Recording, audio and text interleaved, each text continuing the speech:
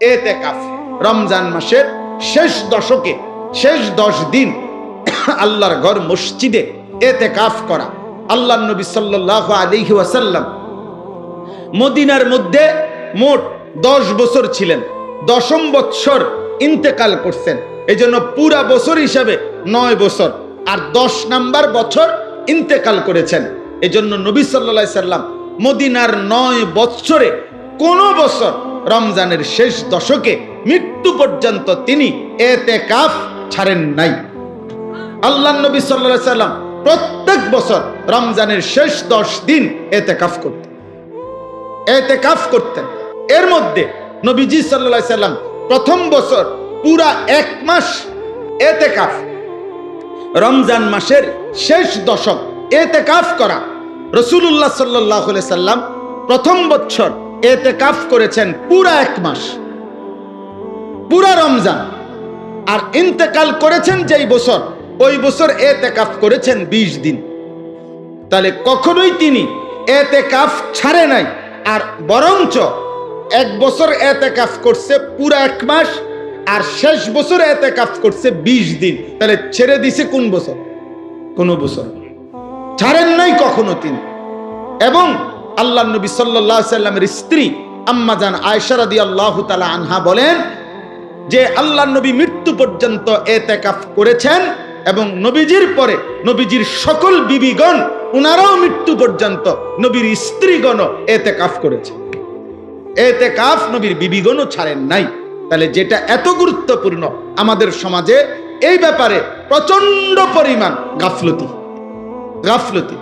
নবীজি সাল্লাল্লাহু আলাইহি সাল্লামের ভালোবাসার দাবিদার অভাব নাই, কিন্তু আল্লাহর নবী কোনোদিন মৃত্যু পর্যন্ত এতেকাফ ছাড়ে নাই। আপনি আমি কোনোদিন করি নাই, তাহলে নবীর সামনে দাঁড়াইবেন কেমনে? তিনি যদি বলে যে উম্মত আমি কোনোদিন ছাড়লাম না, তুমি কোনোদিন করলা, মহব্বতের কেমনে মিলল? এই জন্য একজন ইমানদার 2013 সালে আমার শায়েখ আল্লামা মুফতি মুশতাকুন নবী কাসেমি হুজুর আমারে বলছিলেন এই কথাইটা। 13 সালে, আজ থেকে প্রায় কত 13 বছর আগে, তখন হুজুর আমারে বলছিলেন, মাওলানা নবী কখনো এতেকাফ ছাড়ে নাই, আপনি কখনো এতেকাফ তখন বলছিল করেন নাই, কেমনে বলবেন? নবীজির সামনে কি জবাব দিবেন? সেই দিন থেকে আলহামদুলিল্লাহ আমি গত বছর পর্যন্ত আর কোনোদিন আমার এতেকাফ ছুটে নাই। এবং এবছর আল্লাহ হায়াত দিলে পূর্ণ নিয়ত আছে। আমরা গত বছরও আমাদের শায়েখ আল্লামা মুফতি মুশতাকুন নবী কাসেমি হুজুরের মাদ্রাসার মসজিদে, 5 তলা মসজিদে প্রায় 1150 লোক এক মসজিদে একসাথে এতেকাফ করছে। 1150-এর উপরে হবে। হ্যাঁ, সারা বাংলাদেশ থেকে আল্লাহর বান্দারা প্রতি বছর একসাথে আমাদের সাথীরা আসে এতেকাফ করার জন্য। এই বছর ইনশাআল্লাহ এমন হবে, আশা করি, আল্লাহ চাহে। তো ভাই বলতেছিলাম যে এতেকাফ একটি গুরুত্বপূর্ণ আমল। যুবক ভাই, তোমরাও চেষ্টা করলে রমজানের শেষ 10 দিন আল্লাহর ঘরে এতেকাফে বসতে পারো। নিজ নিজ মহল্লার মসজিদে এতেকাফ করবা, নামাজ পড়বা, জিকির করবা, তিলাওয়াত করবা, মসজিদে 10টা দিন আল্লাহর ঘরে কাটাইবা। দেখবা কলিজার মধ্যে নূর আসবে, আখিরাতের মহব্বত আসবে, আল্লাহর ইবাদত করার প্রতি নতুন প্রেরণা জাগবে। আমি আবারও বলতেছি, ছেলের আব্বা, একটা মানুষের জীবন সুস্থ স্বাভাবিক জীবন 24 ঘন্টায় খামখেয়ালি। আমি রীতিমতো মঙ্গলবার, বুধবার, বৃহস্পতিবার এই 3 দিন, সোমবার রাতেও আমি পূর্ণ 3টা মাহফিল করছি, কিন্তু মঙ্গলবারের মাহফিল আর করতে দেয় নাই বিজিবিরা। তো এই 3 দিনের মাহফিল আমার ছিল না, বাসায় ছিলাম আমি। এই গত 3 দিন আমি রীতিমতো হাঁফাইয়ে গেছি। মানে আমার কাছে মনে হয়েছে যেন এটা একটা আসমান জমিন বোঝা আমার উপরে। হায় হায়, আজ 3 দিন আমার কোনো কাজ নাই, আমার এটা মাথাতে ধরে না, আমার এটা বুঝেই ধরে নাই,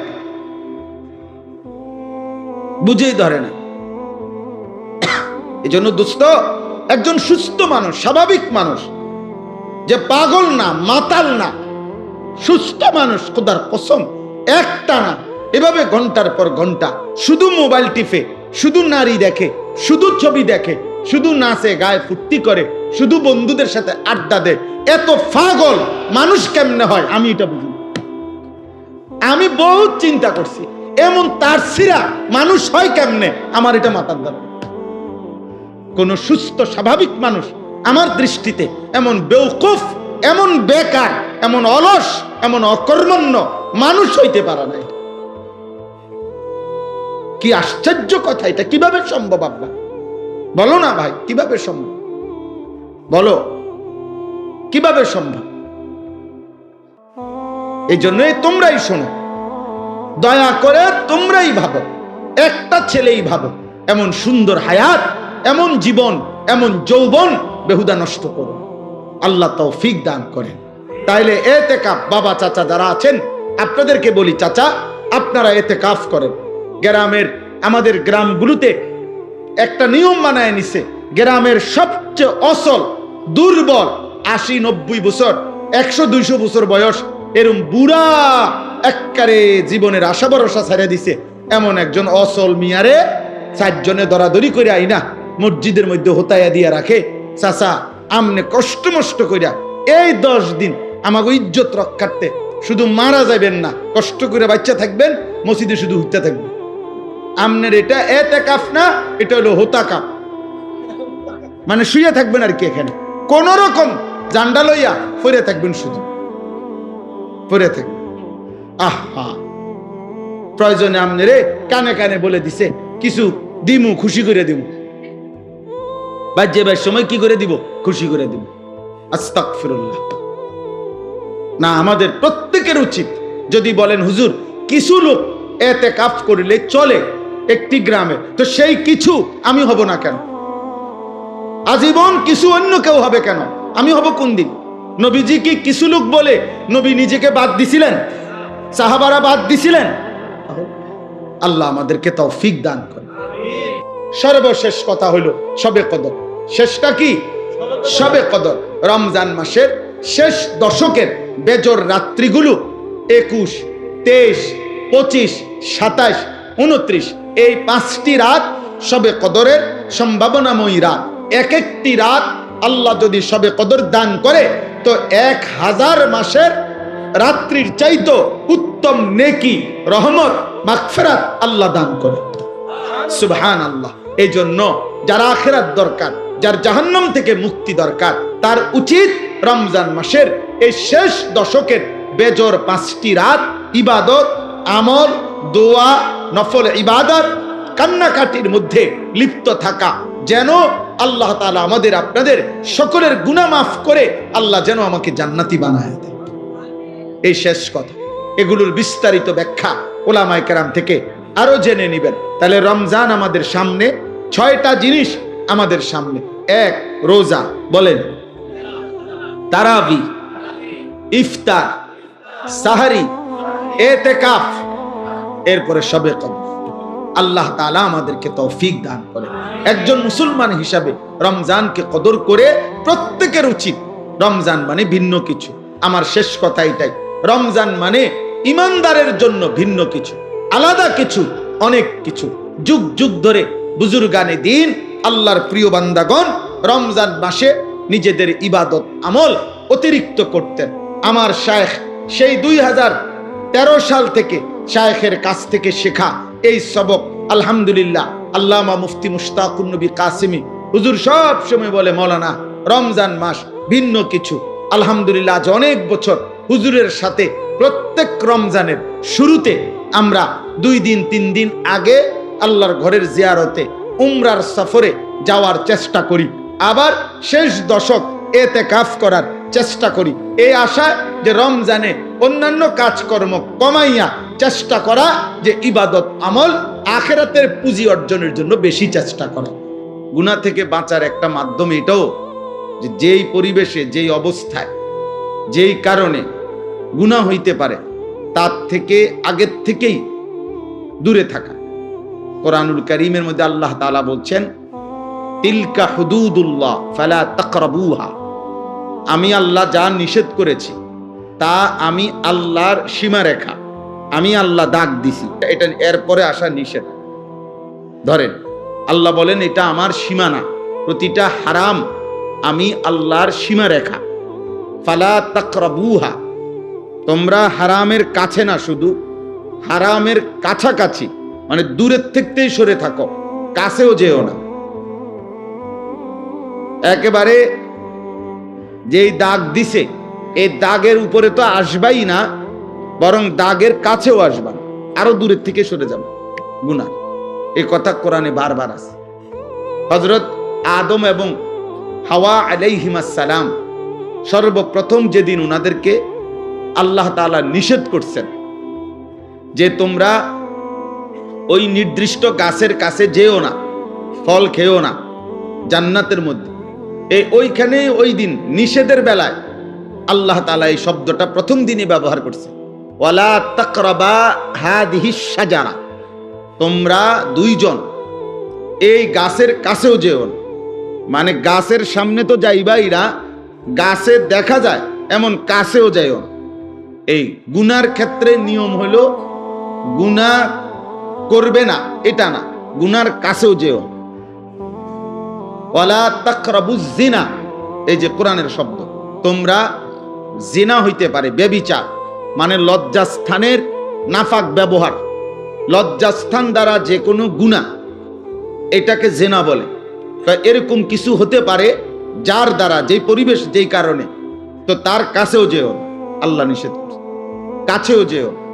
আল্লাহ তাআলা বলছে ওয়ালা তাকরাবুল ফাওয়াহিশা মা যাহারা মিনহা ওয়া মা বাতান, অশ্লীলতা বেহায়াপনার কাছেও যেও, কাছেও যেও। এই জন্য এটা গুরুত্বপূর্ণ, এই শব্দটা বারবার আছে কোরআন শরীফ, ওয়ালা তাকরাবা, ওয়ালা তাকরাবু, কাছেও যেও না, গুনার কাছেও যেতে নাই, গুনার কাছেও যেতে নাই। মায়া জালের মতো গুনাহ, অর্থাৎ গুনার কাছে যদি কেউ যায় তো গুনাহ তাকে টেনে নিয়ে যায়, তাকে আস্তে আস্তে অল্প অল্প করে, একটু একটু করে তাকে গুনার দিকে এগিয়ে নিয়ে যায়। কেউ একদিনেই হয়তো সব গুনায় অভ্যস্ত হয় না, কোনো মদখোর একদিনেই মদ খায় না, নেশাখোর, নারী লোভী, চরিত্রহীন, কিন্তু একদিন এই নিজেকে ছেড়ে দিলে হারামের ব্যাপারে কেউ যদি তাসাহুল করে, মানে যা নিষেধ তার ব্যাপারে যদি কেউ অবহেলা করে, একটু আধটু হইলে কিচ্ছু হইতো না, না, এই একটু আধটু একদিন তাকে পূর্ণ গুনার মধ্যে লিপ্ত করে ফেলে। এই জন্য এটা জরুরি, এই জন্য এটা জরুরি ভাই। সব সময় যদি মনে করো জীবন মানেই খামখেয়ালি, জীবন মানেই হাসি ঠাট্টা মজাক, জীবন মানেই তামাশা, এটা উচিত না। একজন সুস্থ স্বাভাবিক মানুষের সবকিছু বন্টন করা, বিবেকবান মানুষ বলে তাকে যে তার কর্ম বন্টন করে, কাজ, আমার খাওয়ার টাইম কতক্ষণ, আমার বিশ্রাম কখন, আমার পড়ালেখা কখন, আমার উপার্জনের জন্য ফিকির কখন, আমার নামাজের টাইম কখন, এইভাবে ভাগ কর। নয়তো নামাজের টাইম নির্ধারণ করে কেন যে 7:30টায় এশার জামাত, 4:30টায় আসরের জামাত, এরকম টাইম ঠিক করে কেন? আল্লাহ তাআলা মানুষের কাজকে সময়ের সাথে বন্টন করে দিছে, বন্টন করে দিছে।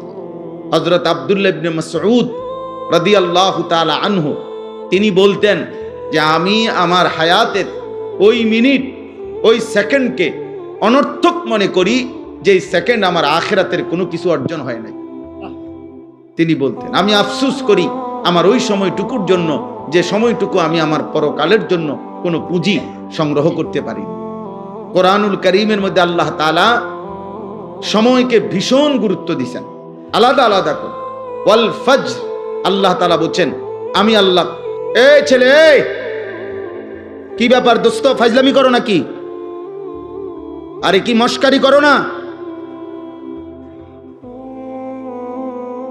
বিষয়টা কি কোনো পাত্তা দিলা না নাকি? হে আবার ওর লগে রসিকতা করে। আরে তুমি কি আমারে দেখো নাই আর কোনোদিন? সাবধান, তোমার চলে যাওয়ার অনুমতি আছে আব্বা, তুমি বাইরে গিয়া লাফাও, নইলে 2 ঠ্যাঙ্গাল গি দিয়ে আমার কোনো আপত্তি নেই। মোবাইল না, শুধু যেটা মন চেটা, আমি তো অনুমতি দিছি যে যার দরকার হলে সে বাইরে চলে যাক, কোনো সমস্যা নেই। আমি এমনিতেই আসছি, মূলত আজকে আসতে চাই নাই। ফেরদাউস ভাইকে অনেকবার বলছি যে নির্বাচন পর দিন না আসলেই ভালো হয়, এ কথার উপরেই ছিলাম জুমার আগেও, গতকালকেও, তার আগের দিনও জুমার নামাজে দাঁড়াইছি। আর আমি আজকে নামাজ যখন পড়াইতেছি জুমা, আমার কেন জানি নামাজের সময় কথাটা মনে হয়েছে যে ওনারা যে নিষেধ করতেছি, যদি উনি রাগ করে। ও মকবুল ভাইরে নামাজের আগেও বলছি যে আসবো না, কিন্তু নামাজ অবস্থা হঠাৎ এই কথাটা 1 মিনিট আমার মনে হয়েছে যে যদি উনি রাগ করে। তো আবার নামাজের পরে ড্রাইভারে বললাম, আবু বকর ভাই আবার ফোন দেন, না যামু। এই হলো হালাত। এই জন্য দোস্ত, আমি ব্যক্তিগতভাবে এটা পছন্দ করি না, আবার আমি এই ব্যাপারে কঠোর। আমি শ্রোতা একজন হোক, কিন্তু গাফেল মানুষকে বলতে রাজি না, অমনোযোগী মানুষকে আমি বলতে রাজি না। যে কলস আল্লাহ রাসূল সাল্লাল্লাহু আলাইহি সাল্লাম বলছেন যে কলসি উল্টানো, এই যে মনে করেন এই পানির বোতল, এটা যদি উল্টানো হয় এভাবে, তাহলে এখানে আটলান্টিক মহাসাগরের পানি ঢাললেও এটা পুড়বে না। কেন? এটা উল্টানো। এই জন্য যেই দিল উল্টানো, যেই দিল গাফেল, ওইটার কাছে যদি 30 পারা কোরআনও বাইটটা দেওয়া হয়, সে তো এটা উল্টাইয়াই রাখছে, কাম হইত না, আর কোনো পরিবর্তন হবে না। কারণ সে তো কথার প্রতি কোনো মনোযোগই নাই তার। তো তারে আপনার ফিকির হইল শুনছি খিচুড়ি দিব, এটা দিব কোন সময়, অথবা 1 ফোঁটলা বিরিয়ানি দিবনি, খবর ল দিলে দিয়ে লাই তো কহুদা ঘুরাইয়া লাভ কি? বুঝেন না কথা? সাবধান আব্বা, মুসলমানের সন্তান প্রতি মুহূর্ত ফিকিরমান্দ হওয়া চাই। কাজের বন্টন সুস্থ স্বাভাবিক, এটা মানুষের পরিচয়। আল্লাহ তাআলা কোরআনুল কারীমের মধ্যে বলছেন, ওয়াল আসর, আসরের কসম, ওয়াল ফজর, ফজরের কসম। আল্লাহ তাআলা কসম করছেন সময়ের আলাদা আলাদা। ওয়াল লাইলি ইদা ইয়াগশা, কসম করছি রাত্রির যখন তা পূর্ণ অন্ধকার হয়। এই যে আল্লাহ বলছেন ওয়ান নাহারি ইদা জাল্লাহা, কসম করছি দিনের যখন তা পূর্ণ আলোকিত হয়। এভাবে রাতের কসম করেছেন, দিনের কসম করেছেন, ফজরের কসম করেছেন, আসরের কসম করেছেন। ওয়ালায়ালিন আশরিন, 10 রাত্রির জিলহজ্জের আল্লাহ বলছেন কসম করছি। ওয়াদ্দুহা, সকালবেলার সূর্য যখন পূর্ণ আলোকিত হয়, ওই আলোকিত পূর্ণ সূর্যের ওয়াক্ত সময়ের কসম। ওয়াল্লাইলি ইদা সাজা, রাত্রি যখন পূর্ণ অন্ধকার হয় ওই সময়ের কসম। আল্লাহ তাআলা এইভাবে কখনো গভীর রাতের কসম, কখনো সন্ধ্যা রাতের কসম, কখনো ভোরের আলোর কসম, কখনো ফজরের ওয়াক্তের কসম, কখনো আসরের ওয়াক্তের কসম, কখনো 10 রাত্রির কসম। এভাবে আলাদা আলাদা সময়ের কসম করে আল্লাহ বলছে, বান্দা সময় তোমার জীবনে প্রতি ঘন্টা, মিনিট, সেকেন্ড 100 ভাগ মূল্যবান, 100 ভাগ মূল্যবান। অ্যাম্বুলেন্সের পিছনে অনেক সময় লেখা থাকে, অনেক অ্যাম্বুলেন্সের পিছনে লেখা থাকে যেখানে প্রতিটি মুহূর্ত মূল্যবান। অর্থাৎ এই কারণে অ্যাম্বুলেন্স সর্বোচ্চ প্রায়োরিটি। রাস্তায় চলতে গেলে অ্যাম্বুলেন্সকে সর্বোচ্চ কি দেওয়া হয়? ছেড়ে দেওয়া হয়, যত জ্যাম হোক, যত ঝামেলা হোক, কারণ এখানে রুগীর প্রতি সেকেন্ড মূল্যবান। 1 সেকেন্ড দেরির কারণে রুগীটা মারা যাবে। এই জন্য যেখানে প্রতি মুহূর্ত মূল্য। আরবি কিতাব আছে, আরবি ভাষার প্রবাদ, আল ওয়াক্তু আনফাসুন লা তাউদু, সময় নিঃশ্বাসের মতো, যার কখনো ফিরে আসে না। কোনো নিঃশ্বাস মানুষের আর ফিরে আসে না। এটা দ্বিতীয় নিঃশ্বাস, ওটা তৃতীয় নিঃশ্বাস, আগের টান। কোনো সেকেন্ড আর আসে না, এটা তো চলে যাওয়ার সেকেন্ড। ইমাম শাফিঈ রাহমাতুল্লাহ আলাইহি বলছেন যে আমাদের জীবনে আছে কি, যে ওয়াক্ত চলে গেছে সে তো চলেই গেছে, যে ওয়াক্ত আসবে সে তো আমি জানি না আমার জন্য আসবে কিনা। কাজেই সময় আমার কতটুক, এই মুহূর্তটাই, প্রতি মুহূর্ত যেই মুহূর্তে আমি আছি এই মুহূর্তেই আমার সময়।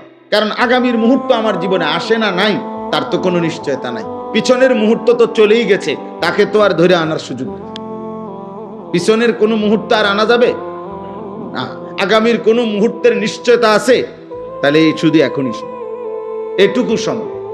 পিন পয়েন্ট ধরলে তো আরো, মানুষের বর্তমান নাই বললেই চলে। প্রতি পিন পয়েন্ট মানে অর্থাৎ আপনি যদি একটা বল পেন, শীষ কলম যদি আপনি ধরেন, একটা ফোঁটা দিলেন আর একটা জায়গার মধ্যে আপনি ধরলেন, ধরলেই চিন্তা করেন এখানে ধরলে এক এক সেকেন্ড যাইতেছে তো সে তো চলে যাচ্ছে, এক এক সেকেন্ড আসতেছে তো সেটা তো আসতেছে, তো মেন বর্তমান মুহূর্তটা তো নাই বললেই চলে, আস্তে আস্তেই চলে যায়, আর না আসতে তো ভবিষ্যৎ থাইকা যায়। এই জন্য হায়াত একদম অল্প, সময় একদম অল্প, বাস্তবতা ভাই। ছেলেরা তোমরা যদি বুঝতা, তোমরা যদি বুঝতা, বাবা আপনারাও যদি বুঝতেন, যিনি বৃদ্ধ তাকে আল্লাহ দয়া করেছেন, যিনি যুবক তাকে আল্লাহ দয়া করেছেন, যাকে আল্লাহ হায়াত দিয়েছেন তাকে আল্লাহ তাআলা রহম করছেন। এক একটা হায়াত, এক একটা ঘন্টা আল্লাহ তাআলার দয়া। বান্দা আমি তোমাকে সুযোগ দিচ্ছি। এজন্য কোরআনুল কারীমের মধ্যে আছে প্রত্যেক মানুষের হায়াত কিয়ামতের দিন আল্লাহ তার বিরুদ্ধে সাক্ষী হিসাবে পেশ করবে, যে তোমার হায়াতই তোমার বিরুদ্ধে আমি আল্লাহর দেওয়া দলিল। কেন নামাজ পড়তে পারো নাই? আমি কি হায়াত দেই নাই? কেন আমার জিকির করতে পারো নাই? আমি কি হায়াত দেই নাই? কেন আমার কোরআন তেলাওয়াত করতে পারো নাই? আমি কি হায়াত দেই নাই? এইভাবে আল্লাহ তাআলা বলবেন, আওয়ালাম নুআম্মিরকুম, আমি কি হায়াত দেই নাই? আওয়ালাম নুআম্মিরকুম, আমি কি হায়াত দেই নাই? এভাবে আল্লাহ তাআলা বলেন, ওমান নুআম্মিরহু নুনাক্কিসহু ফিল খালক। আল্লাহ বলেন, আমি যাকে হায়াত লম্বা করছি তাকে আমি আল্লাহই পুনরায় আবার প্রথম অবস্থায় ফিরিয়ে আনছি। আফালা তাকিলুন, তোমরা কি বুঝবা না? আল্লাহ তাআলা বলেন, তুমি দেখো বৃদ্ধ মানুষটা তো বৃদ্ধ ছিল না, যুবক ছিল, মজবুত ছিল, আজ আবার বৃদ্ধ হয়ে গেল। এই জন্য দোস্ত প্রত্যেকের এটা উচিত, আল্লাহ তাআলা আমাদেরকে আমাদের ঘন্টা, মিনিট, সেকেন্ড, আমাদের হায়াতের কদর করার তৌফিক দান করেন। আল্লাহ তাআলা আমাদের সবাইকে কবুল করেন।